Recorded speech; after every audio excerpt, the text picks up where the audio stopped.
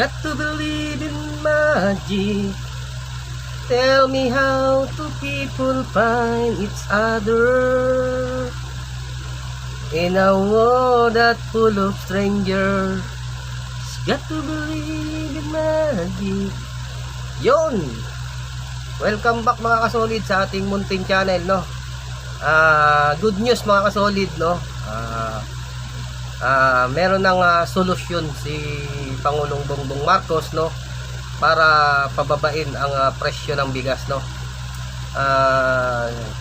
Siguro alam nyo na rin, no? Itong pinirmahang executive order, no? Ni Pangulong Bongbong Marcos, yung executive order na executive order number 39 na kung saan kailangan mapababa ang presyo ng bigas to sa 41 to 45 ng ating mga retailers, no? So yun, magandang ano to, no? Balita, no? Para sa ating mga kababayan, no? Na sa ngayon ay hirap maabot yung ano, no? Yung taas ng presyo ng bigas, no? May kamahala na kasi, no? Bali pumalo na ito sa 60 to 65, no? Yung presyo ng bigas, no? Ngayon mga kasolid, mga ano, no, yung mga consequences nito, kung ano yung magiging kalalabasan nitong sinasabi ni Pangulong Bongbong Marcos na solusyon, no? Syempre unang-una diyan, maaring ang maapektuhan diyan ay yung ano, no, yung mga retailers, yung mga nagtitinda ng bigas, no, na sasabihin natin na sila yung magbababa ng presyo, yung 41 to 45, no. Ang ano kasi diyan mga solid, syempre siguro naman sa mahal ng presyo ng bigas, namuhunan din sila sa mas mataas doon sa 41 to 45, no. So ang dating mga solid, no, kung halimbawang namuhunan sila ng 50 sa isang kilo, no, kasi nga mahal ang bigas, no, ibababa nila ito sa 41 to 45. So ang mangyayari mga solid, no, medyo sila yung magsasakripisyo rito kasi maaaring malugi sila dito, yung mga ating mga retailers, no. So kumbaga ang mga taong bayan makakabili nga ng 41 to 45, no. Kaya lang ang mga retailers naman, yung mga rice center, sila yung talagang maaaring magsacrifice o maapektuhan, no. So kaya may mga katanungan diyan mga solid, no, na meron bang susunod, no, sa mga retailers kung dun sa sinasabi ni Pangulong Bongbong Marcos na executive order, no, yung kanilang pagpapababa sa presyo ng bigas, no. Sa tingin ko kasi mga kasolid, maaring yung iba dyan ay sumunod, pero yung iba dyan ay maaring hindi sumunod, no. Ngayon doon naman sa mga susunod sa presyo, no, yung sinasabi ni Pangulong Bongbong Marcos, no, siyempre andyan yung magrereklamo ang mga yan, no, na sila naman yung maapektuhan, no, dahil nga hindi sila halos kikita, no. Instead na kumita, palugi pa, no. So meron naman sinasabi yung ating gobyerno na mabibigyan sila ng financial subsidy, no, yung baga tutulungan yung mga rice retailer, no, na mabigyan sila ng ayuda o ng financial, no, yung mga maapektuhan, no. Siyempre may katanungan din yan mga solid, no, kung mabibigyan nga ba talaga, or baka ito'y isang ano lamang, no, na para masunod nila yung sinasabi ni Pangulong Bongbong Marcos, no. At ang tanong kung meron man, kailan pa, no. ibibigay yung sinasabing tulong na yun. At ang matindi ron mga kasolid, no, kung isang buwan ito gagawin ng mga retailers, no, kumbaga pansamantala nilang gagawin, sasapat ba yung sinasabi nilang ibibigay na financial assistance o subsidy dito sa ating mga retailers, no? So napakaraming katanungan, no, at talagang hindi pa rin natin masabi na ito na nga yung talagang tamang solusyon, no, dito sa pagtaas ng presyo ng bigas, no. So yun, napakaraming katanungan, no, pero maganda sana yung intensyon ng ating gobyerno. Kaya lang sa aking opinion mga kasolid ay medyo mahirap to, no, at kahit sabihin natin pansamantala, ang mangyayari nga niyan mga kasolid is hindi naman lubos na talagang mapapababa ang presyo ng bigas, no, kung sinasabi nilang ito ay pansamantala lang, no. So dapat sana yung pinaka the best na solution kung paano talaga, kung saan talaga yung nagmumula yung pagtaas ng presyo ng bigas, yun sana yung matumbok ni Pangulong Bongbong Marcos, no. Let's say sabihin natin na kung tutuusin naapektuhan ng bagyo ang ating mga pananim, yung ating palay, no, at naapektuhan yung mga magsasaka, no. Siyempre siguro tingnan natin sa mga ganong pamamaraan, no, na doon muna tayo sa mga magsasaka na talagang naapektuhan ng bagyong mga dumating, no, at yun yung dapat na tutukan, no, tulungan, no, nang sa gayon at makaahon, no, muli yung ating mga magsasaka, no. Let's say kung ano yung mga pangangailangan nila maibigay kaagad, no, nang sa gayon pag sila ito ay muling umano uli yung kanilang mga pananim ay maibenta nila ng mura lang, no. Kumbaga yung tama lang sa presyo, no, na meron din silang, hindi naman sila malulugi, hindi rin naman sila masyadong parang mag-aabuso sa presyo. Yung tama lang na meron din kikitain yung ating mga magsasaka.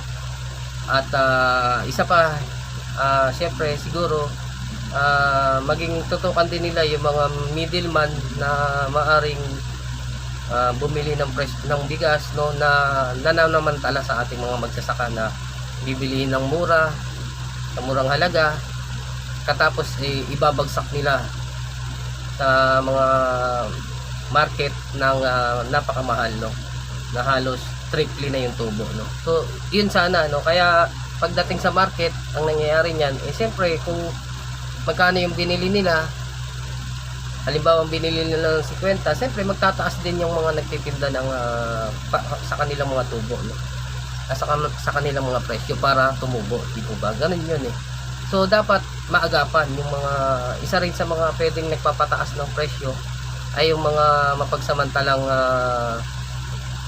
middleman na mga negosyante na bibili ng mura, and then ang gagawin naman pagdating sa market ay itataas nila yung presyo, no? So hindi lang yon, minsan ginagawa nila papakyawin nila lahat yung bigas. Ang gagawin pa nila ay maaring yung iba dyan ay itinatago pa nila yung bigas, no. Kaya nagkakaroon tayo ng shortage sa bigas. Parang ganun ang nangyayari mga solid, no. pagka na-short tayo sa supply ng bigas, siyempre andyan yung tendency na nagtataas yung presyo kasi kulang nga sa supply, no? So ngayon yung mga negosyante na mapang-abuso, mapanglamang, tsaka nila ngayon ilalabas yung kanilang bigas pag alam na nilang mahal na yung presyo ng bigas, no? So nangyayari doon talaga siguro yung nakikita natin kung bakit bumubulusok agad yung pagtaas ng presyo ng bigas, no? So talagang may nangyayaring pananamantala dito, no, kasodid. Kaya ito nakita naman natin magandang intensyon ng ating gobyerno, no, na mapababa yung presyo ng bigas. Yun nga lang talagang maaaring hindi pa rin to effective, no, kasi may mga consequences na darating, no. Yung maaaring ano bang kalalabasan nito, no? Siyempre katulad niyan, sinabi ko nga na maaaring may mga magreklamo rito, no, yung mga masasagasaan na mga nagtitinda ng bigas, no, lalo na yung sa mga mabababa, sa mga tinda-tindahan, no. Alam naman natin, no, na namuhunan na yan ng malaki, parang ganun yan, no? So sino ba namang negosyante, no, na magtitinda ng palugi, di po ba, no? Kahit na sabihin natin may ano yan, may subsidy o financial assistance na makukuha, no? Pero talagang sakripisyo ang gagawin nila dyan. Siyempre hindi naman agad-agad nila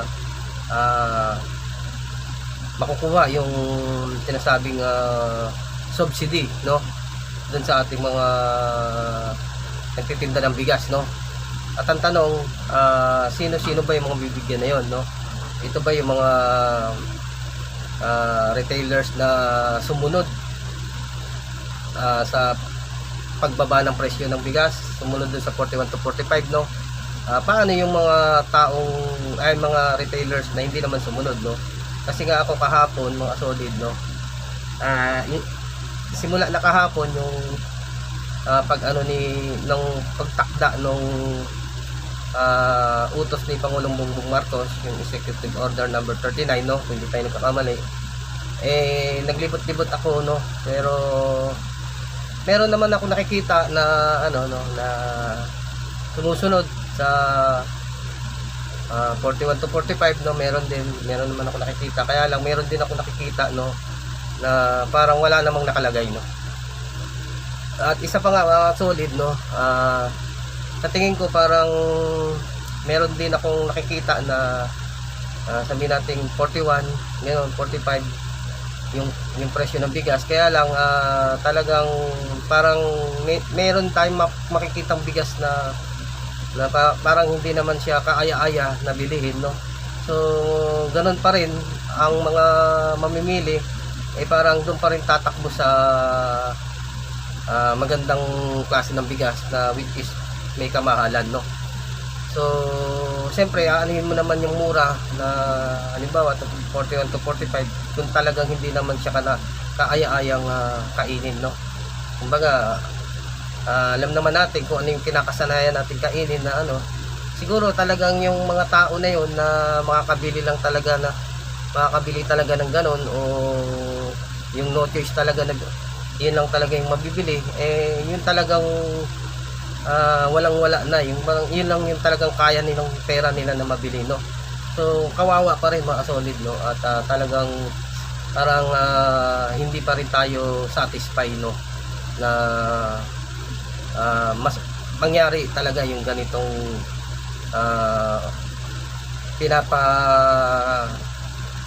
sunod ni Pangulong Bongbong Marcos, yung sinasabing Executive Order number 39, no. Pababain ang presyo ng bigas to 41 to 45 ng mga retailers, no. So yun lang, mga solid, no. Siguro para sa atin, sana makahanap pa rin si Pangulong Bongbong Marcos, no, o makita niya pa rin talaga yung tunay na dahilan, no, bakit nga ba bumubulusok sa pagtaas ang presyo ng bigas, no. At hindi lang yun, mga solid, no. alam naman natin, no, na hindi lang yung bigas ang tumataas ngayon, no. Parang halos lahat na nagtataasan, no. Ano na ba nangyayari? Sana hindi lang yung bigas, no. Kasi kung may bigas nga, wala ka namang pambili ng ulam dahil sa sobrang taas, wala pa rin, no choice, ano pa rin, useless pa rin mga solid, no. Itong ginagawang aksyon ng ating gobyerno. So sana makita, no, na ni Pangulong Bongbong Marcos kung ano talaga yung punot dulo ng nangyayaring pagtaasan mga bilihin, no. Yan mga solid, no, maihabol ko na lang siguro ang ito opinion lang naman natin, no. Siguro para mas pinaka-effective na masolusyonan, no, itong pagtaas ng presyo ng bigas, no. Maaring ito'y pansamantala lang din, no, pero mas effective to, na siguro mas maganda kung ang ating gobyerno, ating Pangulo ay mamili na lang ng bigas, no. At di ba, mamili sa magsasaka, mamakyaw ng bigas, no. At pagkatapos ay ipamahagi sa ating mga kababayang yung mga mahihirap nating kababayan na nasa laylayan, no, yung hindi abot yung presyo ng pagtaas ng presyo ng bigas ngayon, no. So siguro mas the best yun, no. At siyempre kung maaari sana siyempre konting bunot-bunot naman sa bulsa, no. At nang sa gayon diyan malalaman ng mga tao kung talagang ang interest talaga ng ating gobyerno ay ang pagtulong sa ating mga kababayang mahihirap, no.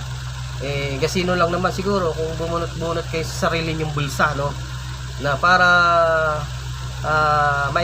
maramdaman ng tao na sincere ang inyong pagtulong, no.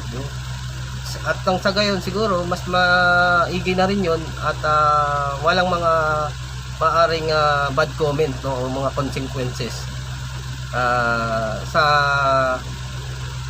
ipinaano yung pamamaraan ng para masolusyonan yung pagbaba ng presyo ng bigas, no, na katulad nitong executive order number 39 na maganda rin naman, kaya lang meron tong consequences na maaring maging epekto sa iba, no, na maaring yung iba ay magrereklamo o yung iba ay merong masasabi, no, na yung iba kasi maaring masagasaan, no, sa biglaang pagbaba nitong pag-utos na pagbaba ng presyo ng bigas, no. So yun, siguro mas the best yun, no, yung bunot muna sa sariling bulsa para makatulong, no. Pakyawin yung mga bigas sa mga ating mga magsasaka, no, and then at saka yun ang ipamahagi sa mga kababayan nating mga nasa laylayan, no, yung talagang hirap at kapos na sa pagbili ng bigas, no. At siyempre siguro yung may mga kakayanan naman, no, na makabili, siguro yun ang tatakbo sa mga retailers na mataas pa rin ang presyo ng bigas, no. So ang sa gayon, para sa akin kasi ito walang masasagasaan, no, at walang maapektuhan, no. At parehas ang ano, at sa tingin ko wala ka nang maririnig na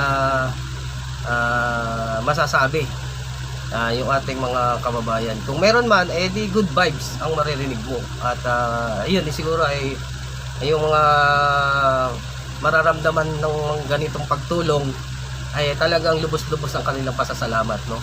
So kung ito naisip ko kasi mga solid, no, kasi kung naalala nyo yung ating idol, no, nung panahon ng pandemic, alam naman natin na yung ating bansa, yung ating mga kababayan nung panahon na yun ay nakaranas din ng paghihirap, no, dahil nga mga walang trabaho, lockdown, no.